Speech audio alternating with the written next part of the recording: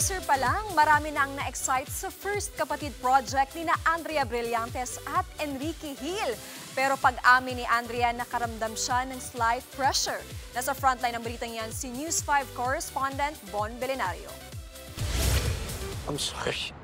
I'm sorry as well, my love. Kung may papatay sa akin, I'd rather it be you.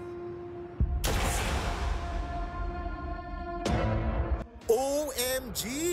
Teaser pa lang, pamatay na! Yan ang 2026 kapatid show na A Secret in Prague. First team up yan ni na kapatid star Andrea Brillantes at Enrique Hill. Happy ako na warm yung pagtanggap ng mga tao, pero syempre, andun din yung pressure na mas kailangan naming galingan. Gaya ng maraming Pinoy, in search of a better life si Michael, played by Ken. At nang mapadpad siya sa Prague, nakilala niya si Kiara, played by Andrea. Kung paanong nag-end up sila sa eksena ng barilan, yan ang dapat nating abangan.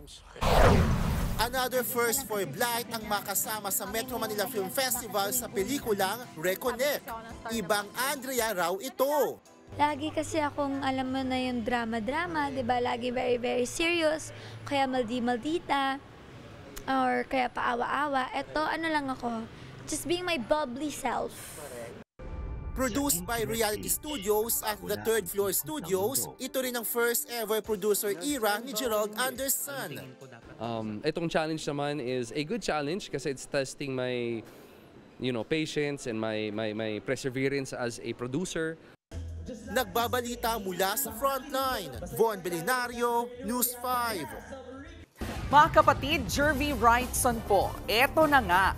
Para sa latest showbiz news at iba pang kay-alaman, mag-follow at mag-subscribe na sa social media pages ng News 5.